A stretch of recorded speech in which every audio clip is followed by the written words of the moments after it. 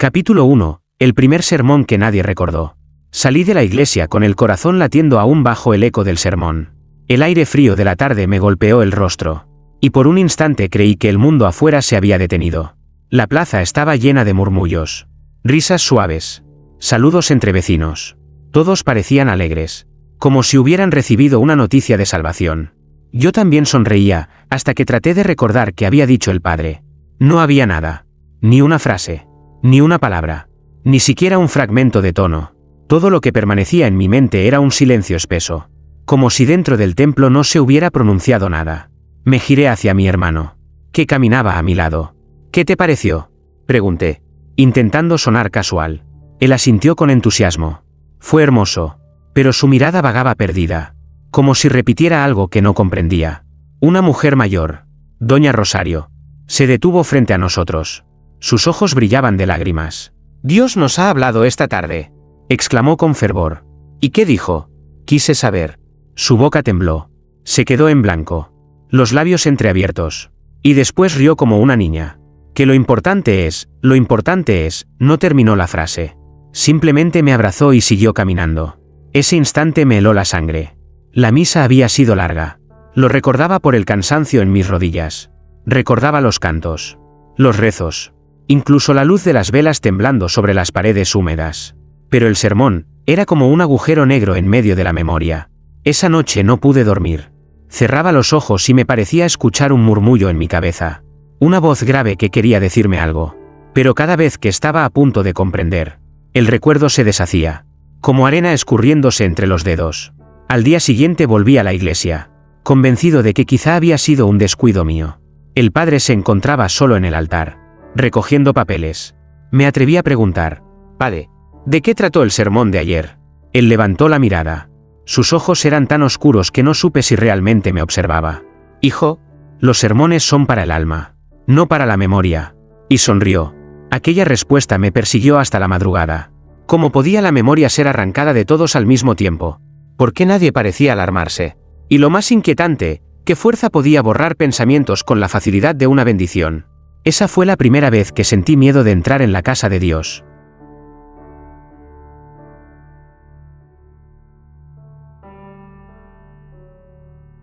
Capítulo 2. El niño que olvidó a su madre. La segunda vez que sentí que algo estaba profundamente roto en nuestra iglesia ocurrió una tarde de domingo. El sermón había terminado. Y como siempre, todos salieron sonriendo, con la misma luz vacía en los ojos. Yo me demoré en la puerta, observando cómo la gente se dispersaba por la plaza. Entonces vi al pequeño Daniel, de apenas 8 años, de pie en medio de la multitud, mirando a todas partes con una confusión que me desgarró. Su madre, Marta, se acercó corriendo. Lo abrazó fuerte y lo besó en la frente. Pero el niño se quedó rígido, con los brazos colgando a los costados. «Daniel, vámonos a casa», susurró ella, intentando tranquilizarlo. El niño la miró fijamente y preguntó con una voz tan fría que hizo callar a los que estaban cerca: «¿Quién es usted?». El silencio se extendió como una ola entre los fieles. Marta se echó a reír nerviosamente, como si fuera un juego. «Hijo, soy yo, tu mamá». Pero los ojos del niño no mostraban ni un destello de reconocimiento. Intentaron convencerlo. Lo llevaron de un lado a otro. Algunos vecinos le hablaron de su casa, de su perro, de sus juegos. Nada. Daniel repetía lo mismo, una y otra vez. «No la conozco. No la he visto nunca». Yo observaba la escena con el corazón en un puño. Todos lo llamaban milagro, misterio de Dios, como si la pérdida de memoria fuera una señal de gracia. Pero yo solo veía el rostro de Marta descomponiéndose, su fe quebrándose gota a gota. Esa noche, el niño fue llevado al convento para que el padre rezara por él. Me acerqué a escondidas a la ventana y escuché. Dentro, Daniel lloraba. «Me dicen que ella es mi madre. Pero yo lo sabría, ¿verdad? ¿Lo sabría si fuera cierto?». La voz del padre respondió, serena y grave: «El Señor quita y da recuerdos como prueba de obediencia. Lo que olvides, no era necesario». Un frío me recorrió la espalda. Ya no era solo el vacío de los sermones. Era la certeza de que algo, o alguien, decidía que debía permanecer en nosotros y que debía desaparecer. Al salir del convento, juré que no dejaría pasar otra misa sin intentar resistirme al olvido. Pero en lo profundo de mí, una pregunta se repetía como un eco maldito: ¿y si la próxima vez el recuerdo borrado fuera el mío?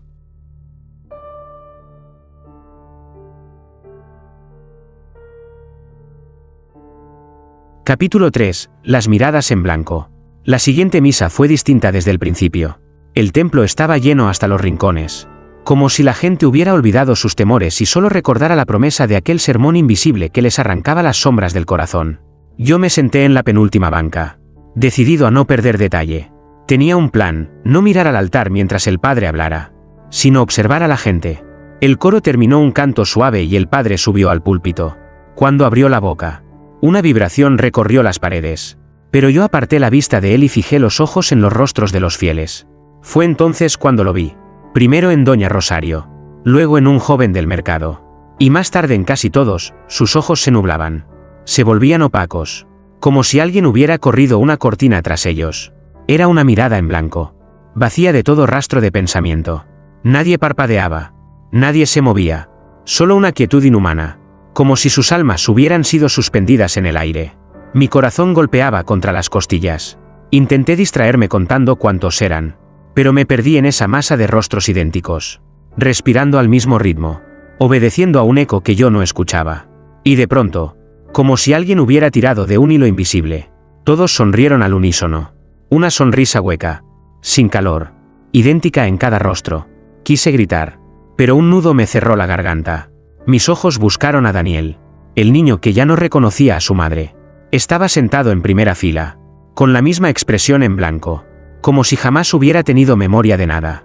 Marta, su madre, lo abrazaba con ternura, sin notar que él no devolvía ni un gesto. Al terminar la misa, la gente salió como de un trance. Reían, se saludaban, se deseaban paz. Nadie parecía recordar la rigidez de sus cuerpos ni el vacío de sus pupilas. Yo me quedé sentado, paralizado, hasta que las velas comenzaron a consumirse. Cuando finalmente me puse de pie, sentí una mirada clavada en mí. Era el padre. Estaba de pie junto al altar, todavía con la estola sobre los hombros. No sonreía. Sus ojos, oscuros como la ceniza, parecían decirme sin palabras: tú no has olvidado, y eso te condenará. Esa noche, frente al espejo de mi habitación, descubrí con espanto que no podía recordar la cara de mi propio padre fallecido. El olvido había empezado a reclamar su precio.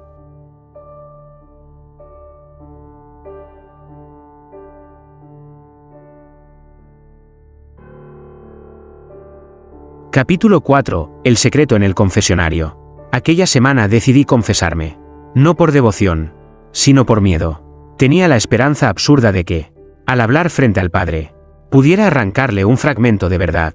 El confesionario me recibió con el crujido de la madera vieja y el olor a incienso rancio. Me arrodillé, hice la señal de la cruz y aguardé en silencio. La rejilla se abrió. Del otro lado, el rostro del padre era apenas una sombra. Su respiración era lenta, profunda, como si no necesitara aire humano. ¿Qué pecados traes hoy, hijo?, preguntó, con un tono que parecía retumbar en mis huesos más que en mis oídos. Titubeé. No sabía cómo confesar el pecado de dudar. Así que dije lo único que me quemaba en la garganta. Padre, siento que estoy perdiendo recuerdos. No solo yo, todos.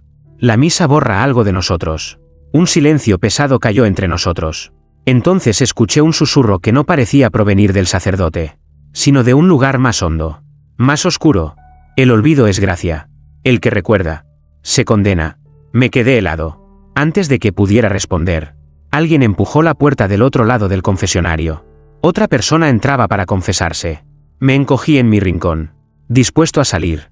Pero la curiosidad me clavó allí. Era una mujer. Reconocí su voz temblorosa. Era Marta, la madre de Daniel. Padre, sollozó. Mi hijo no sabe quién soy. Me llama señora. Y cuando trato de hablarle de su infancia, me mira como si contara un cuento ajeno. ¿Por qué Dios me castiga así? El padre guardó silencio unos segundos y luego pronunció con calma. Tu hijo no ha perdido nada. Solo ha entregado lo que no debía conservar. La memoria es un peso, hija mía. Y el Señor libera a quienes ama. Marta rompió en llanto. Pero, ¿y si un día olvida su propio nombre? ¿O si me toca a mí olvidar el suyo? La voz del padre bajó a un murmullo áspero, casi animal. Entonces serán puros. Porque donde no hay recuerdo, no hay culpa. Yo no podía moverme. Las palabras se me incrustaban en el pecho como cuchillas. Quise abrir la puerta, salir corriendo, pero mis piernas no respondían. Fue entonces cuando Marta dijo algo que me heló la sangre. A veces creo que ni siquiera recuerdo cómo era mi esposo fallecido. Solo sé que lo amé. Pero su rostro, Se ha borrado. Las lágrimas me nublaron la vista. No estaba solo en aquel tormento. La plaga del olvido se extendía como un fuego invisible. Salí tambaleándome del confesionario. Afuera, las campanas repicaban suavemente, como si celebraran cada memoria arrancada. Y por primera vez entendí que aquel lugar no salvaba almas. Las estaba vaciando.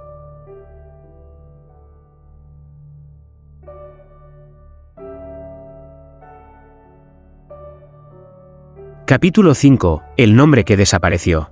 Aquella madrugada desperté con un frío extraño. Como si alguien hubiera abierto las ventanas de mi memoria. No era un sueño. Era una ausencia. Me levanté. Busqué una hoja de papel y escribí los nombres de las personas que aún recordaba: mi madre, mi hermano, algunos vecinos. Y entonces descubrí que había un hueco. Había alguien que debía estar en esa lista. Alguien cercano. Alguien a quien amaba, pero su nombre no aparecía en mi mente. Me quedé mirando el papel en blanco, con la pluma temblando en la mano. ¿Cómo se puede llorar por alguien cuyo nombre no recuerdas?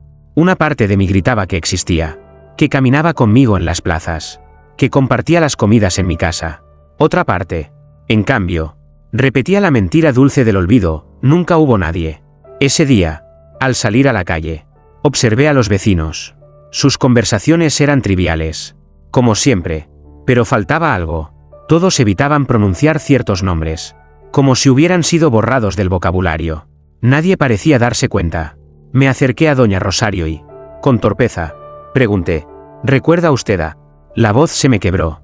No logré articular el nombre. Era como tratar de pronunciar un sonido inexistente. Ella me miró desconcertada. Luego soltó una carcajada nerviosa. «Ay, hijo, ¿qué ocurrencias traes? Aquí nadie falta. Todos estamos bendecidos». Pero no era verdad. Había un hueco en la aldea, un asiento vacío en la mesa, un espacio en las conversaciones. Y todos lo ignoraban con esa sonrisa de porcelana que me hacía querer gritar.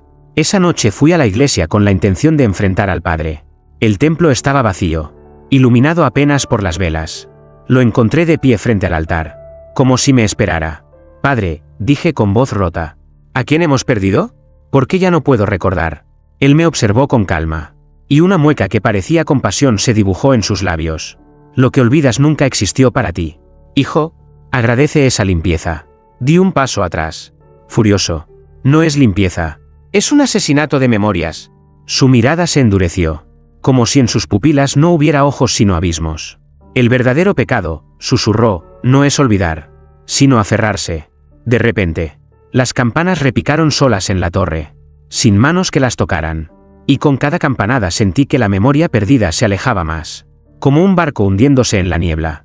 Me arrodillé, con lágrimas en los ojos, rogando a un Dios que tal vez ya no recordaba mi nombre.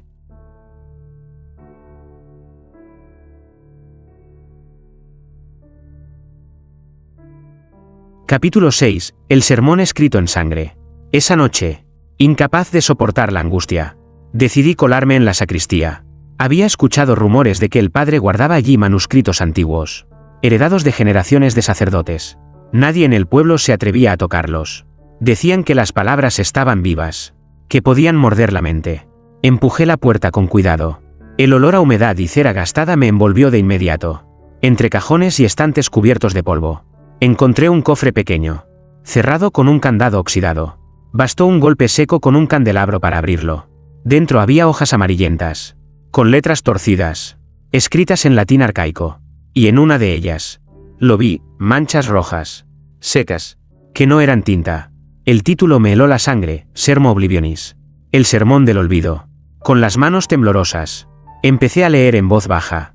Las frases hablaban de una plegaria que no bendecía, sino que arrancaba recuerdos como se arranca la hierba mala de un jardín. Cada memoria borrada abre espacio al reino, decía una línea. Otra aseguraba: el rebaño puro es aquel que no recuerda el pecado, ni la carne, ni el nombre propio. De repente, sentí un ardor en la garganta, como si las palabras mismas me quemaran por dentro. Cerré el manuscrito de golpe. Pero era tarde, ya no recordaba cómo había llegado hasta la sacristía. Me apoyé contra la pared, jadeando. Entonces vi algo más. En la última página, escrito con letras torpes y sangre fresca, había un nombre: Daniel, el niño que había olvidado a su madre. Un crujido detrás de mí me hizo girar. El padre estaba en el umbral, con la sombra alargada por la luz de las velas. No parecía sorprendido de encontrarme allí. Hijo, dijo con calma, has leído lo que no debías. ¿Por qué está escrito el nombre del niño? Pregunté, con un nudo en la garganta. Él cerró los ojos un instante, como quien reza en silencio, y al abrirlos sus pupilas brillaron con un resplandor antinatural, porque cada sermón necesita un sacrificio. Y Daniel ya ha sido elegido. Un viento gélido recorrió la sacristía. Las velas se apagaron una por una, hasta dejarme solo con sus palabras resonando en la oscuridad. Supe entonces que el olvido no era un accidente, era un ritual.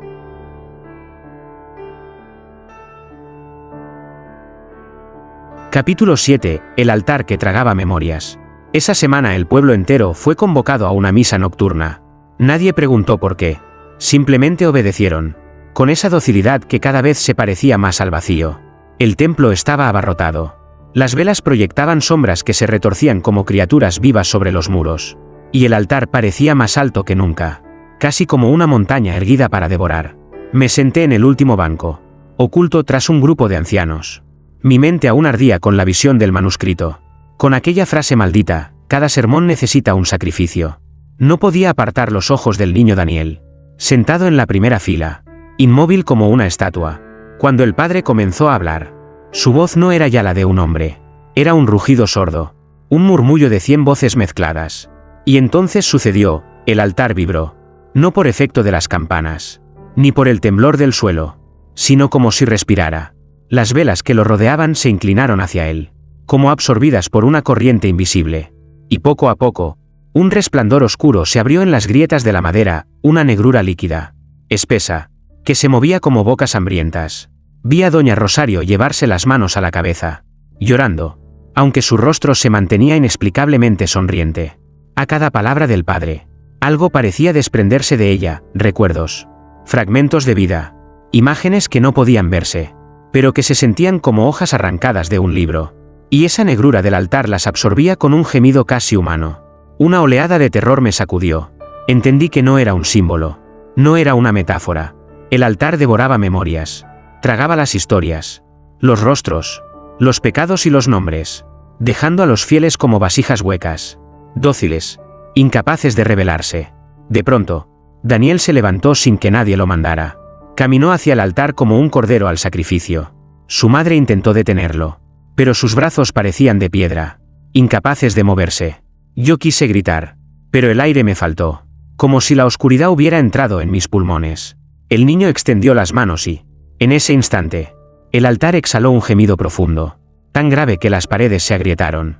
Y lo vi claramente, una sombra salió del cuerpo de Daniel. Una forma pequeña, brillante, como la esencia de su infancia. El altar la devoró con un chasquido, y el niño quedó allí, de pie, con los ojos completamente en blanco. El sermón terminó. Todos aplaudieron, dichosos, como si hubieran presenciado un milagro. Nadie parecía recordar lo ocurrido, nadie excepto yo. Y mientras las campanas repicaban solas en la torre, comprendí la verdad que me heló la sangre. El altar no solo tragaba memorias, estaba preparando un banquete mucho mayor. Capítulo 8. El padre que no era humano. Después de aquella misa nocturna no pude volver a mirar al sacerdote con los mismos ojos. Algo en su figura me resultaba insoportable, como si bajo la sotana hubiera un secreto que la tela no lograba ocultar. Y una noche, el secreto se me reveló. Me había quedado escondido dentro de la iglesia, detrás de las cortinas del coro. El padre permanecía solo en el altar, recogiendo los cálices y apagando lentamente las velas. Su respiración era profunda, irregular, casi como un gruñido contenido. Entonces ocurrió, al agacharse, la estola se deslizó de su hombro y dejó al descubierto una franja de piel. No era piel humana. La luz temblorosa de la vela reveló una superficie grisácea, cuarteada como la cera derretida. Y en medio de aquella carne corrupta se abría una grieta que palpitaba como una boca sin labios. El padre se detuvo, inmóvil. Yo contuve el aliento. Sentí que había visto demasiado. Pero no era el único espectador. De esa grieta surgió un murmullo, un balbuceo en un idioma imposible de reconocer, como voces antiguas que peleaban dentro de un pozo. El padre asintió lentamente, como si respondiera a una orden silenciosa. Entonces levantó el rostro, y lo vi. No me miraba con sus ojos, sino con otros que se abrían bajo la piel. Ojos pequeños, rojizos, que parpadeaban desde dentro de la carne. Era como si una multitud habitara en su cuerpo. como si él fuera apenas un recipiente para algo que nunca debió pisar este mundo. Retrocedí un paso y el suelo crujió. El sonido me traicionó. ¿Quién anda ahí?, rugió su voz. Pero ya no era suya, era múltiple. Resonaba como un coro distorsionado. Corrí, tropezando con los bancos, hasta salir por la puerta lateral. El aire frío de la madrugada me golpeó, pero no logró borrar la sensación de aquellas miradas internas atravesándome desde la distancia. Esa noche no dormí. Recordaba los sermones, los ojos en blanco de los fieles, el altar tragando memorias. Todo encajaba. El padre no predicaba en nombre de Dios, predicaba para alimentar a lo que llevaba dentro. Y lo más aterrador era la certeza que comenzó a crecer en mí como una enfermedad. Sí, ese ser necesitaba memorias para sobrevivir, entonces un día necesitaría más que recuerdos. Necesitaría cuerpos.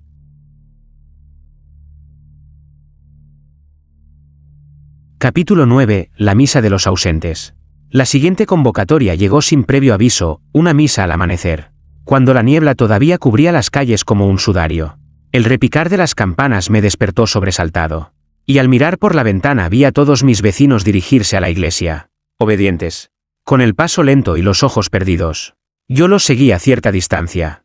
Algo me decía que esa mañana presenciaría un espectáculo distinto, algo que no debía ser visto por ojos humanos. Al entrar, me estremecí. El templo estaba lleno, cada banca ocupada, pero el silencio era tan absoluto que parecía una tumba. Me senté en el último rincón, apretando las manos contra el pecho, decidido a resistir. El padre apareció en el altar, con el rostro más pálido que nunca, y comenzó el sermón. Su voz se deslizó como humo venenoso, envolviendo a la multitud. Yo bajé la cabeza, cerré los oídos con las manos, pero aún así sentí la vibración en mis huesos. Fue entonces cuando me atreví a mirar otra vez, y lo que vi me heló la sangre. Los bancos estaban vacíos, donde segundos antes había decenas de fieles. Ahora solo quedaban espacios desnudos, maderas pulidas por cuerpos que ya no estaban.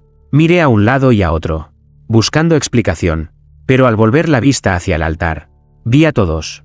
Estaban allí, sí, pero no con sus cuerpos. Eran sombras alineadas, perfiles desdibujados, figuras traslúcidas que se balanceaban como llamas oscuras. Cada vez que el padre alzaba la voz, una de esas sombras se inclinaba más hondo, como si adorara algo invisible detrás del altar. Yo me mordí los labios hasta sangrar. Quise gritarles que despertaran, que regresaran a sus cuerpos, pero al mirar mis propias manos descubrí con horror que eran menos sólidas, como si parte de mí también estuviera siendo arrancada. El padre levantó los brazos y pronunció una frase en aquella lengua imposible. Las sombras respondieron en unísono, un murmullo gutural que me atravesó el cráneo. Y en ese instante, comprendí la abominación. Sus cuerpos seguían en los bancos, inmóviles, respirando, pero ya no había nadie dentro. Yo mismo estuve a punto de deslizarme hacia esa procesión de ausentes. Sentí como mis recuerdos más íntimos, el olor del pan de mi madre, el sonido de la risa de mi hermano, se disolvían como tinta en agua. Con un último esfuerzo, me mordí el brazo hasta que el dolor me devolvió al presente. Las sombras se esfumaron. Los bancos volvieron a estar ocupados. Y la misa continuó como si nada hubiera ocurrido. Todos sonreían, dichosos. Yo, en cambio, supe que había visto el destino final, un pueblo lleno de cuerpos sin almas, rezando eternamente en una iglesia vacía.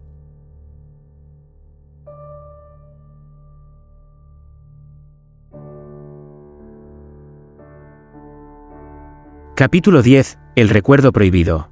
Esa noche, después de la misa de los ausentes, comprendí que si quería sobrevivir, tenía que encontrar una manera de resistir al olvido.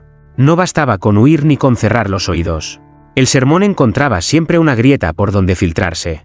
Tenía que ocultar mis recuerdos en algún lugar donde ni siquiera esa voz maldita pudiera alcanzarlos.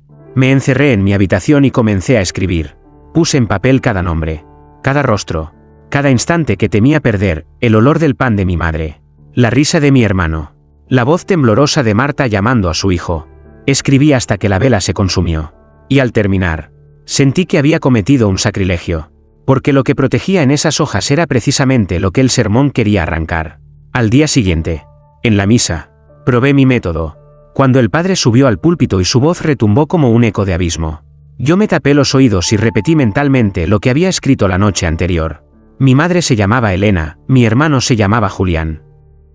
Marta llora por Daniel, lo repetí como una oración propia. Mi credo secreto. Cuando terminó el sermón, Todos salieron con la sonrisa vacía de siempre. Pero yo todavía recordaba. Tenía el papel en el bolsillo, arrugado por el sudor, y la certeza ardía en mi pecho. Había encontrado una grieta en el ritual. Pero la alegría duró poco. Esa misma tarde, mientras caminaba por la plaza, sentí una mano huesuda en mi hombro. Era doña Rosario. Me miraba fijamente, con esa expresión dulce que ya no tenía alma. «Hijo», dijo con voz calma, «¿qué es lo que repites en tu mente cuando el padre habla?» Me quedé helado. No entiendo de qué habla. Sus ojos se entornaron, y por un instante creí que brillaban con la misma oscuridad que había visto en el altar. El olvido es bendición. Recordar es desobediencia. La aparté como pude y corrí a casa. Cuando saqué el papel de mi bolsillo, descubrí que las letras se habían borrado. No quedaba nada, solo manchas de tinta deslavada, como si la memoria misma hubiera querido escapar de aquel refugio. Esa noche comprendí el precio de mi rebelión. No era suficiente luchar contra el olvido. Ahora el sermón me había señalado.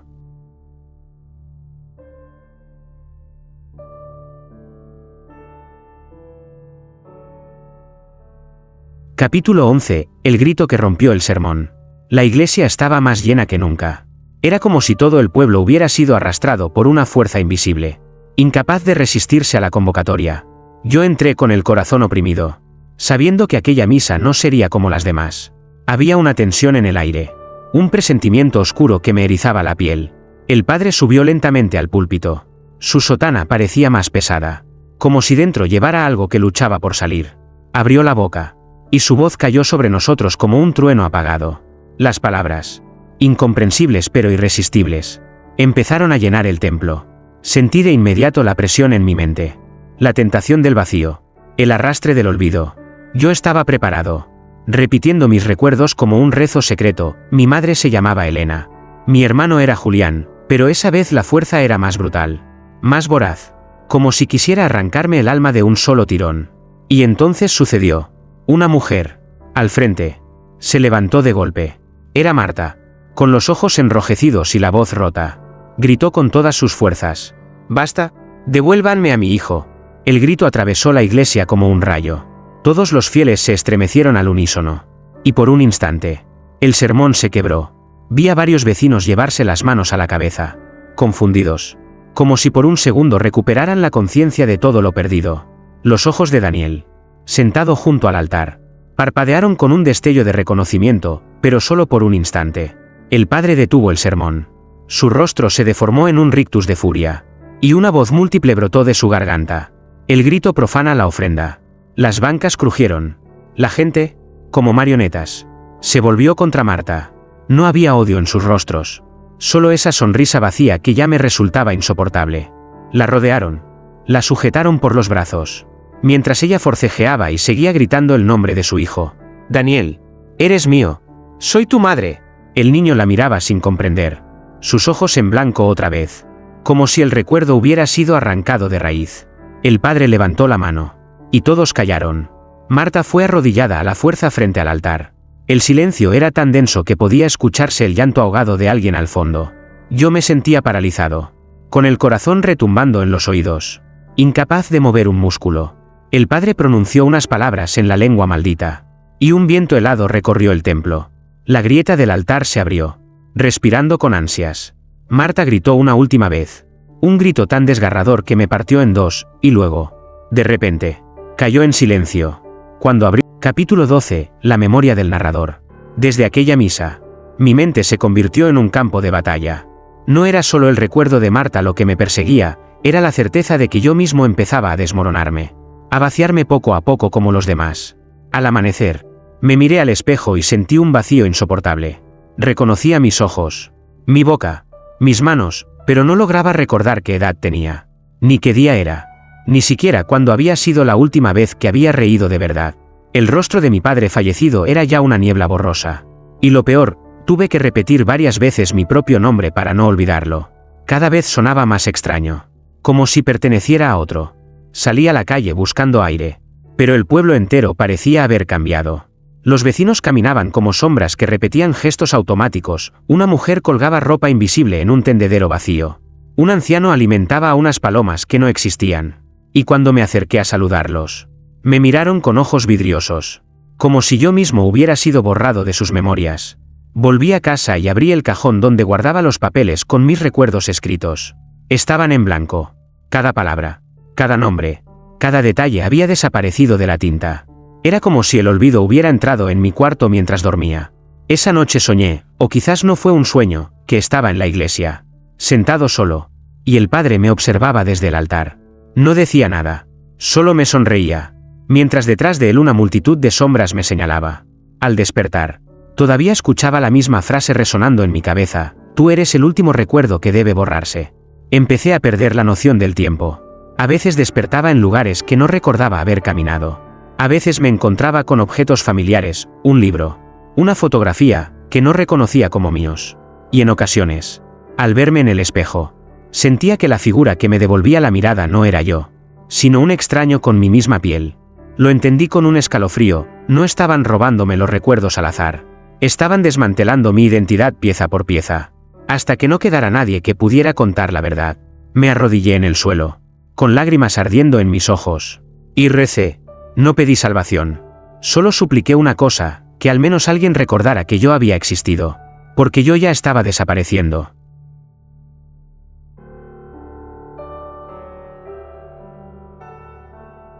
Capítulo 13. El sermón que borraba la fe. El domingo siguiente, el repicar de las campanas tuvo un timbre distinto, más grave, como si llamaran no a la misa, sino al entierro de todo lo que quedaba en nosotros. Arrastrado por una mezcla de miedo y necesidad, entré al templo.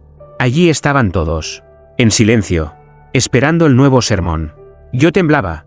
Sabía que, después de lo ocurrido con Marta, nada volvería a ser igual. Y tuve razón. El padre subió al púlpito y comenzó a hablar. Su voz ya no sonaba como un sermón humano, era un eco interminable. Un rugido que parecía venir de todas partes. De las paredes, de las velas, incluso de los huesos bajo el suelo del cementerio. Al escucharlo, algo terrible ocurrió. Las imágenes de santos en los vitrales comenzaron a desvanecerse, como si el color del vidrio se evaporara en el aire. Las cruces que colgaban de los cuellos de los fieles se quebraban en silencio, reducidas a polvo en cuestión de segundos. Y lo más aterrador, cuando algunos intentaban persignarse, sus manos quedaban suspendidas en el aire, confundidas, incapaces de recordar el gesto. Una mujer a mi lado murmuró: ¿a quién rezamos? Su pregunta se extendió como un veneno. Todos comenzaron a repetir lo mismo, susurrando con ansiedad: ¿a quién rezamos? ¿Quién es Dios? El padre sonrió. Por primera vez, no intentó ocultar lo que habitaba dentro de él. Su piel se abrió en grietas luminosas, y de esas grietas surgieron ojos diminutos, brillando con una satisfacción obscena. Yo apreté los dientes, repitiendo dentro de mí los nombres que aún me quedaban, los recuerdos que todavía resistían, pero incluso la oración que me enseñó mi madre, el Padre Nuestro, se me escapaba de los labios. Palabra tras palabra se borraba, hasta que solo quedó un silencio seco. Entonces entendí el alcance de aquel sermón. No quería solo nuestras memorias personales, quería borrar la raíz misma de nuestra fe, que nadie pudiera recordar jamás a Dios, ni pronunciar su nombre, ni siquiera concebir que alguna vez había existido. Miré alrededor. Todos estaban arrodillados, con sonrisas vacías, adorando a un vacío. El templo, antes casa de oración, se había convertido en la tumba de Dios. Yo era el único que aún recordaba la palabra Dios, pero sabía que no la sostendría por mucho tiempo. Cada sílaba pesaba en mi garganta como si pronunciara una blasfemia prohibida. Y en lo más profundo de mí, una certeza se encendió: cuando la fe desapareciera del todo, nada podría detener al monstruo que hablaba desde el púlpito.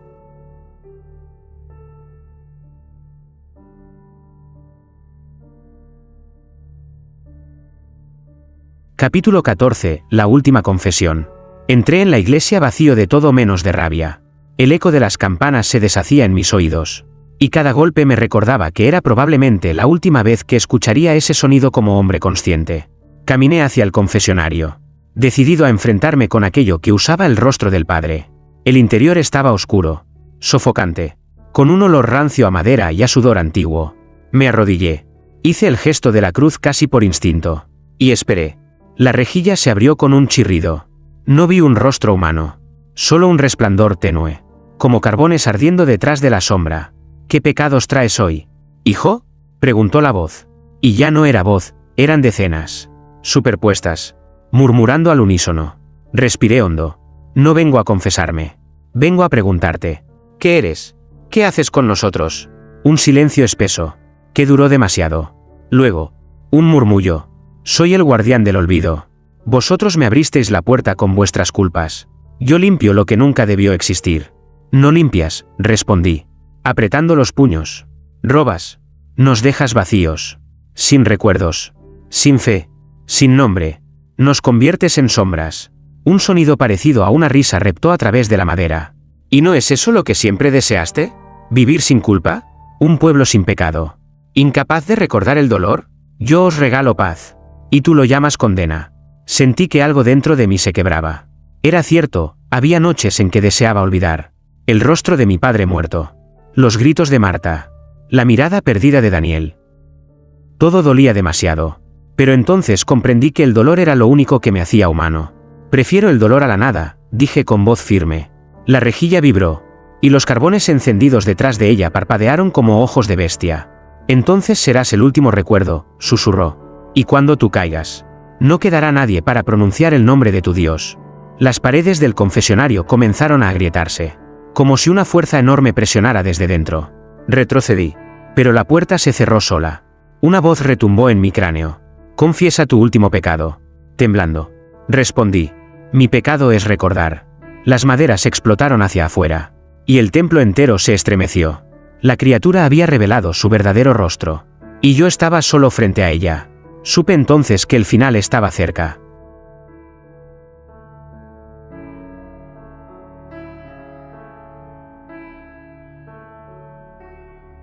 Capítulo 15. El pueblo sin recuerdos. La iglesia retumbaba como un corazón enfermo. Entre los escombros del confesionario, me puse de pie tambaleando. Frente al altar, el padre, o lo que quedaba de él, se alzaba descomunal. Su cuerpo abierto en grietas luminosas de donde emergían ojos y bocas que murmuraban lenguas muertas. La multitud, de rodillas, lo contemplaba con sonrisas huecas, esperando la última palabra. Ha llegado la hora, tronó la criatura. El último recuerdo será borrado. Yo era ese recuerdo. Lo sabía.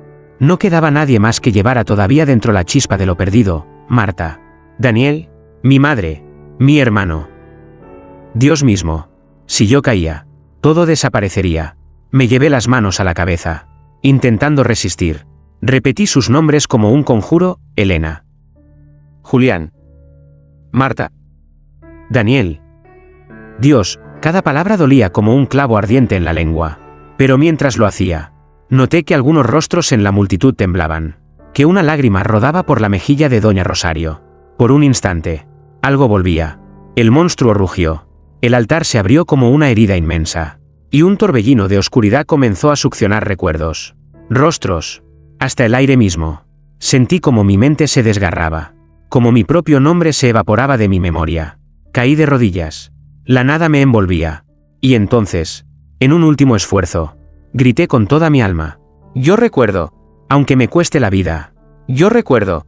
El grito sacudió los vitrales. Durante un segundo, el torbellino se detuvo. Vi como algunos fieles parpadeaban, confusos, como despertando de un largo sueño. Vi a Daniel buscar con la mirada, como si algo en él aún resistiera. Pero la criatura se inclinó sobre mí.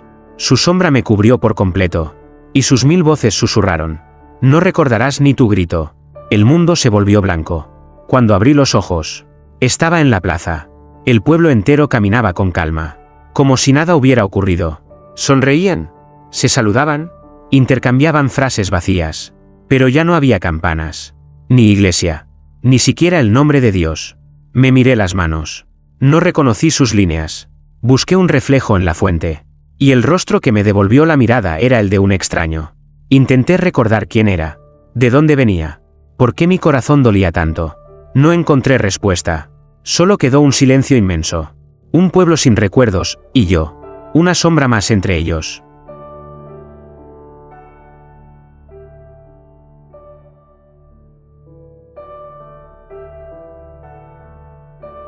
Epílogo.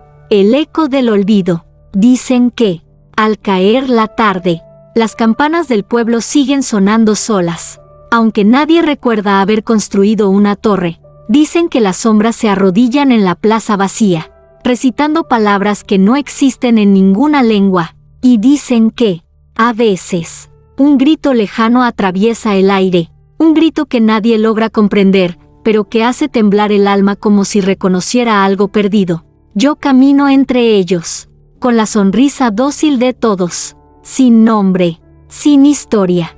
Sin embargo, en lo más profundo de mí, algo late, una chispa que se resiste a morir, una palabra prohibida que aún arde en mis labios.